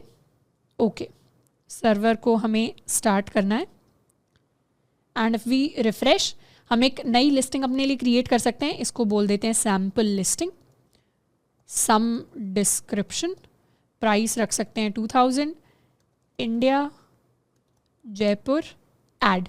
जैसे ही ऐड किया हम इंडेक्स वाले पेज पर आ गए और इंडेक्स वाले पेज पर हमारे लिए क्या हुआ? ये नया मैसेज जो है फ्लैश होके आ गया। अगर हम रिफ्रेश करेंगे तो सेकंड टाइम ये मैसेज कभी नहीं आएगा। तो ये मैसेज एक ही बार आएगा। एक ही बार में कब आएगा? तब आएगा जब हमने किसी नई लिस्टिंग को क्रिएट किया है। तो इस तरीके से हमारे फ्लैश मैसेजेस काम करते हैं, जिसको हमने प्रैक्टिकली इम्प्लीमेंट कर लिया है यहाँ पे। अब नेक्स्ट चीज़ जो हम करने वाले हैं, अपने फ्लैश के लिए हम सक्सेस एंड फेलियर के पार्शियल्स को डिफाइन करेंगे। बेसिकली अभी ये जो मैसेज अपीयर किया यहाँ पर वो इतना देखने में अच्छा नहीं लग रहा, तो उसे हम और बेटर स्टाइलिंग देने के लिए बूटस्ट्रैप को यूज़ करेंगे। तो what we can do is हम बूटस्ट्रैप के अंदर अलर्ट्स के पास जा सकते हैं और अलर्ट्स के अंदर हमारे पास डिफरेंट अलर्ट्स होते हैं। तो बेसिकली ये जो मैसेज हम फ्लैश करवा रहे हैं index.ejs के अंदर, इसे हम यहाँ पर फ्लैश करवाने की बजाय डायरेक्टली बॉयलर प्लेट के अंदर फ्लैश करवाएंगे। इतने पार्ट को क्रॉस कर देते हैं, हम जाएंगे अपने लेआउट्स के अंदर बॉयलर प्लेट में और बॉयलर प्लेट में यहाँ पर अपने कंटेनर के अंदर बॉडी से जस्ट पहले अगर हम कोई मैसेज फ्लैश करवाना चाहते हैं पेज के सबसे ऊपर, तो उसके लिए हम एक नया इंक्लूड्स क्रिएट करेंगे। जैसे हमने अपने नैव बार के लिए, फुटर के लिए इंक्लूड क्रिएट किया, वैसे ही हम अपने सक्सेस वाले फ्लैश के लिए एक इंक्लूड क्रिएट करेंगे। तो यहाँ इंक्लूड्स के अंदर जाके we can create a new include which is going to be flash.ejs और flash.ejs को के अंदर यहाँ पर लेट्स सपोज हम लिख देते हैं फ्लैश मैसेज फॉर सक्सेस। इस तरीके का हम कुछ लिख देते हैं और इसे यहाँ पे इंक्लूड कर लेते हैं बॉडी से जस्ट पहले, क्योंकि हम इसे टॉप पे डिस्प्ले कराना चाहते हैं। तो इंक्लूड करने के लिए हम लिख देते हैं flash.ejs। इसको एक बार कर लेते हैं सेव। तो हमने क्या चेंज किया? हमने इंक्लूड्स के अंदर एक flash.ejs नाम की फाइल बनाई, उसके अंदर अभी हमने सिर्फ रैंडम मैसेज लिखा हुआ है और बॉयलर प्लेट के अंदर उस flash.ejs को हमने यहाँ पे इंक्लूड कर लिया बॉडी से जस्ट पहले। बॉडी से जस्ट पहले क्यों? क्योंकि हम पूरी बॉडी के सबसे टॉप पे इसको दिखाना चाहते हैं, ऑब्वियसली नैव बार के बाद, बट बॉडी से जस्ट पहले। तो इसको सेव कर लेते हैं एंड यहाँ पे आ जाते हैं। जैसे ही हम रिफ्रेश करेंगे, बाय डिफॉल्ट ये मैसेज हमारे पास अभी तो हर बार फ्लैश होके आ रहा है, पर अभी हमने क्योंकि यहाँ पे फ्लैश को यूज़ नहीं किया, अभी सिंपली हमने क्या किया, वेरिएबल यूज़ नहीं किया, h1 डिफाइन किया है। अब इस मैसेज को और बेटर दिखाने के लिए हम अपने अलर्ट्स को यूज़ करेंगे। तो बूटस्ट्रैप में वी कैन यूज़ सक्सेस के लिए हम इस वाले अलर्ट को यूज़ कर सकते हैं, ग्रीन वाले को। तो ग्रीन वाले अलर्ट के लिए हमें इसे क्लास देनी पड़ेगी अलर्ट सक्सेस एंड रोल देना पड़ेगा एज अलर्ट। तो यहाँ पे इस मैसेज की जगह हम एक डिव क्रिएट कर लेते हैं एंड डिव के अंदर हम अपनी क्लास दे देंगे अलर्ट सक्सेस, रोल हो जाएगा अलर्ट का। और यहाँ पे हम अपने उस वेरिएबल को एक्सेस करेंगे। कौन से वेरिएबल को? अपने सक्सेस वेरिएबल को। ये सक्सेस वेरिएबल कौन सा वेरिएबल है? app.js के अंदर, जिसे हमने मिडलवेयर के अंदर रिस्पॉन्स के लोकल्स के अंदर डिफाइन किया है। तो ये हमारा सक्सेस वाला मैसेज आ जाएगा। इसे कर लेंगे सेव। एंड इस बार जब हम नई लिस्टिंग क्रिएट करेंगे, रिफ्रेश करेंगे तो हमें कुछ नहीं दिखाई देगा। रिफ्रेश करेंगे तो अभी सक्सेस वाला मैसेज क्या है? खाली है। तो उसके लिए हमें खाली अलर्ट दिखाई दे रहा है। पर अगर मैंने नई लिस्टिंग को क्रिएट किया, फॉर एग्जाम्पल अभी ये जो है हर जगह दिखाई देगा हमें, नई कुछ भी रैंडम लिस्टिंग जो है उसको हमने क्रिएट कर लिया, ऐड किया, तो इस बार क्या आ रहा है? इस बार मेरे पास आ रहा है न्यू लिस्टिंग क्रिएटेड। और रिफ्रेश करेंगे तो ये खाली हो गया।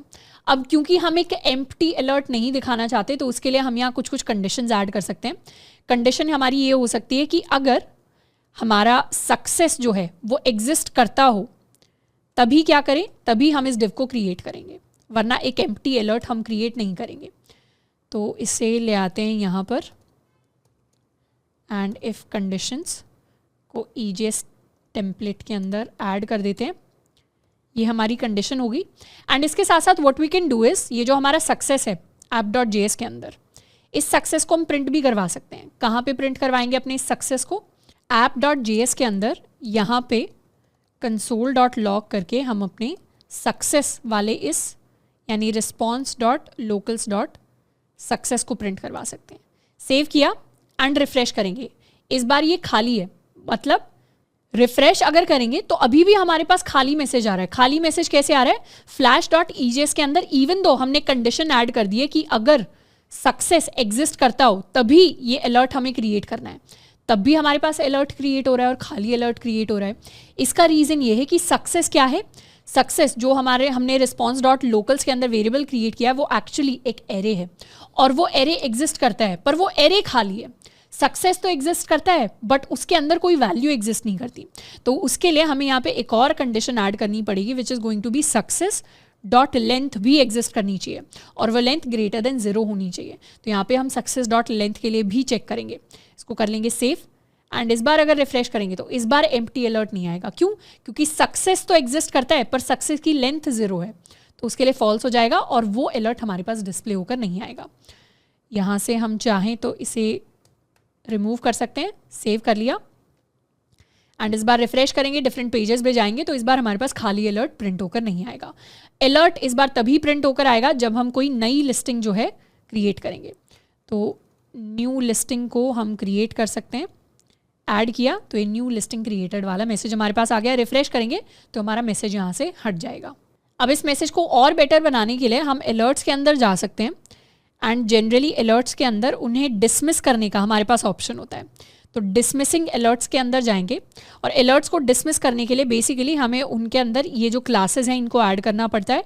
अलर्ट डिसमिसिबल फेड शो, तो इस क्लास को यहाँ पे हम ऐड कर लेते हैं, सेव करते हैं एंड साथ के साथ हमें एक बटन ऐड करना पड़ेगा जिसका काम होगा to help dismiss the alert. तो सक्सेस वाले मैसेज के बाद इस बटन को हम ऐड कर लेंगे, सेव कर लेंगे। इस डिव की हमें ज़रूरत नहीं है बटन के लिए। सेव कर लिया तो ये हमारी अलर्ट हो गया। अलर्ट के अंदर हमारे पास एक बटन हो गया। इस बटन का काम है जैसे ही इस क्रॉस को क्लिक करेंगे वैसे ही वो अलर्ट गायब हो जाए। तो वही सेम चीज़ हम अपने अलर्ट के लिए इम्प्लीमेंट करेंगे। ऐड न्यू लिस्टिंग, कोई रैंडम नई लिस्टिंग पर हम गए, प्राइस ऐड किया, कंट्री ऐड की, लोकेशन ऐड की, ऐड किया तो इस बार आ रहा है न्यू लिस्टिंग क्रिएटेड और इस अलर्ट को हम क्रॉस करके भी यहाँ से हटा सकते हैं। अब अलर्ट को साइज में छोटा करने के लिए what we can do is we can give it a class of column 6 and इसे सेंटर करने के लिए हम इसे ऑफसेट दे सकते हैं ऑफ 3। सेव कर लेंगे, रिफ्रेश, ऐड न्यू लिस्टिंग। नई लिस्टिंग के अंदर कुछ कुछ इन्फॉर्मेशन है जिसको हम ऐड कर सकते हैं, ऐड किया तो इस बार ये ऐड न्यू लिस्टिंग हमारे पास इस तरीके से प्रिंट होके आ रहा है। इसको हम कर सकते हैं यहाँ से क्रॉस। तो अभी तो हमने अलर्ट सक्सेस वाला क्रिएट किया है only for adding a new listing. हम चाहें तो ये सेम अलर्ट क्रिएट कर सकते हैं। राउट्स के अंदर जाएंगे, listing.js के अंदर इस तरीके से ये जो फ्लैश करवाए मैसेज, ऐसे ही जब हम किसी लिस्टिंग को डिलीट करते हैं तब भी मैसेज फ्लैश करवा सकते हैं। तो यहाँ पे डिलीटेड लिस्टिंग जैसे प्रिंट हो जाए, मैसेज फ्लैश करवा दो सक्सेस और यहाँ हम लिख सकते हैं लिस्टिंग डिलीटेड। सेव कर लेते हैं। ऐसे ही रिव्यूज़ के अंदर कर सकते हैं। रिव्यूज़ में जैसे ही नया रिव्यू क्रिएट हुआ वैसे ही यहाँ पे प्रिंट करवा सकते हैं न्यू रिव्यू क्रिएटेड। और जैसे ही किसी रिव्यू को डिलीट करें वैसे ही मैसेज प्रिंट होके आ सकता है, रिव्यू डिलीटेड। सेव। लिस्टिंग्स के अंदर अगर अपडेट हो रही है लिस्टिंग, फॉर एग्जांपल यहाँ अपडेट हो गई लिस्टिंग राउटर डॉट पुट के अंदर, तो भी हम मैसेज फ्लैश करवा सकते हैं, लिस्टिंग अपडेटेड। तो इसको कर लेते हैं सेव। टेस्ट करते हैं इन सबको। न्यू लिस्टिंग वाला हमने ऑलरेडी टेस्ट कर लिया है। अब इसके अंदर जाएंगे, इस लिस्टिंग को जैसे ही हम डिलीट करते हैं, डिलीट पे हमने क्लिक किया, क्या आ गया, लिस्टिंग डिलीटेड। ये वाली जो लिस्टिंग है इसको अगर हम एडिट करते हैं, एडिट में let's give it a valid name, तो यहाँ वैलिड नेम लिख देते हैं। एडिट कर दिया तो हमारे पास आ गया लिस्टिंग अपडेटेड। इसको क्रॉस कर लेते हैं। इसी लिस्टिंग के अंदर अगर हम न्यू रिव्यू सबमिट करते हैं, न्यू रिव्यू वेरी गुड, इस तरीके से हमने कुछ किया, 5 स्टार रेटिंग दे दी, सबमिट कर दिया, तो हमारे पास आ गया new review created. Scroll down करेंगे तो ये हमारा नया रिव्यू है। इसी रिव्यू को अगर हम डिलीट करें तो हमारे पास आ जाएगा रिव्यू डिलीटेड।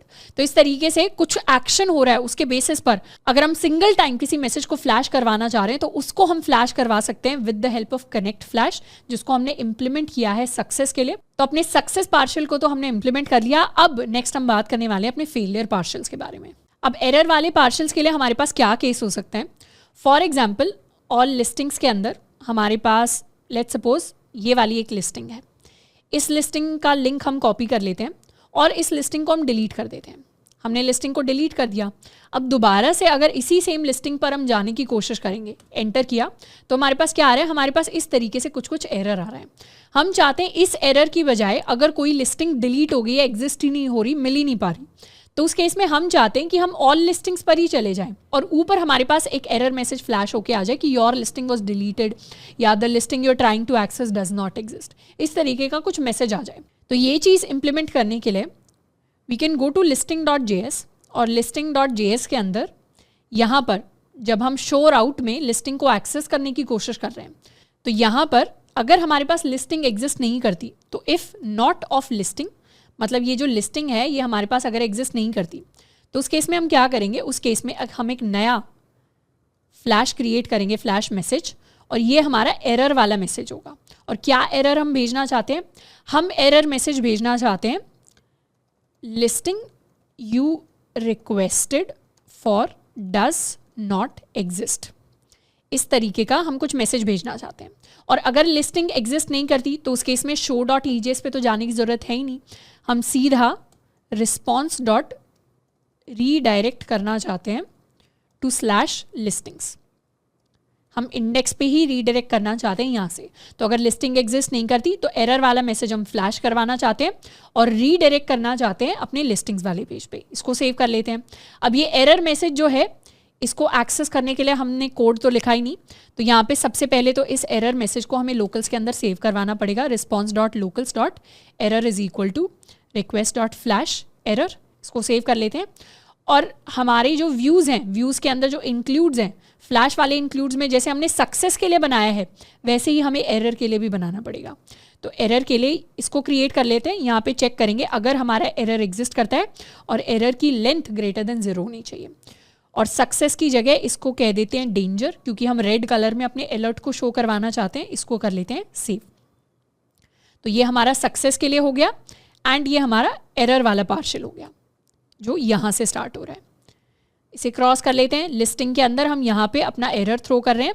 यहाँ एरर थ्रो नहीं कर रहे, बेसिकली एरर के लिए फ्लैश क्रिएट कर रहे हैं और यहाँ से रीडायरेक्ट कर रहे हैं शो की तरफ नहीं, हमारे index.ejs की तरफ। तो इस बार अगर हम सेम चीज़ करें, मतलब ये जो लिस्टिंग है जो एग्जिस्ट नहीं करती, इसको इस बार एक्सेस करने की कोशिश की, तो इसे रिफ्रेश करेंगे तो हम कहाँ जा रहे हैं, ऑल लिस्टिंग्स पे जा रहे हैं, पर एरर हमारे लिए शो नहीं हो रहा। अच्छा, एक बार चले जाते हैं अपने flash.ejs में। ओके, यहाँ पे हमें सक्सेस नहीं प्रिंट करवाना है, यहाँ पे हमें एरर प्रिंट करवाना है। सेव किया एंड इस बार एक नई लिस्टिंग लेनी पड़ेगी हमें। ये हमारी सैम्पल लिस्टिंग है। अब सैम्पल लिस्टिंग का हम लिंक कॉपी कर लेते हैं एंड इसे डिलीट कर देते हैं। लिस्टिंग डिलीटेड एंड अब इस लिंक पे जाएंगे तो यहाँ पे आ रहा है listing you requested for does not exist. तो बेसिकली अब हमारे पास वो पूरा को पूरा एरर डिस्प्ले होकर नहीं आया। जिस लिस्टिंग को हमने रिक्वेस्ट किया था अगर वो एग्जिस्ट नहीं करती तो उसके लिए एक सिंपल सा मैसेज हमारे पास डिस्प्ले होकर आ गया। सेम चीज़ हम अपडेट के लिए भी कर सकते हैं। फॉर एग्जाम्पल हम इस लिस्टिंग के एडिट पेज पे गए, ये हमारा एडिट पेज है, और एडिट पेज से वापस जाके मैंने इस लिस्टिंग को डिलीट कर दिया। हमने लिस्टिंग को डिलीट कर दिया एंड दोबारा से हम इसके एडिट पेज पे जाने की कोशिश कर रहे हैं, तो हमारे पास ये मैसेज आएगा। हम चाहते हैं ये मैसेज ना आए, हम क्या करें, इंडेक्स पे ही रीडायरेक्ट कर जाएं और सेम एरर मैसेज जो है हमारे लिए फ्लैश हो जाए। तो उसके लिए लिस्टिंग्स के अंदर हम जा सकते हैं एंड इसे कर लेते हैं कॉपी। ये जो हमारा एडिट राउट है, एडिट राउट के अंदर अगर ये लिस्टिंग हमारे लिए एग्जिस्ट नहीं करती तो उस केस में क्या हो, उस केस में अगर लिस्टिंग एग्जिस्ट नहीं करती तो listing you requested for does not exist. इसको कर लेते हैं सेव एंड यहाँ पे आ जाते हैं ऑल लिस्टिंग्स के पास। ऑल लिस्टिंग्स में फॉर एग्जांपल ये जो हमारी लिस्टिंग है इसको एडिट करने का हमने राउट कॉपी कर लिया, बैक करेंगे, इसे हमने डिलीट कर दिया, डिलीट हो गई लिस्टिंग। इस बार जब जाएंगे इसी सेम लिस्टिंग को एडिट करने के लिए तो हमारे पास आएगा listing you requested for does not exist. तो इस तरीके से हम फ्लैश मैसेजेस को क्रिएट करते हैं सक्सेस एंड एरर के केसेस के लिए।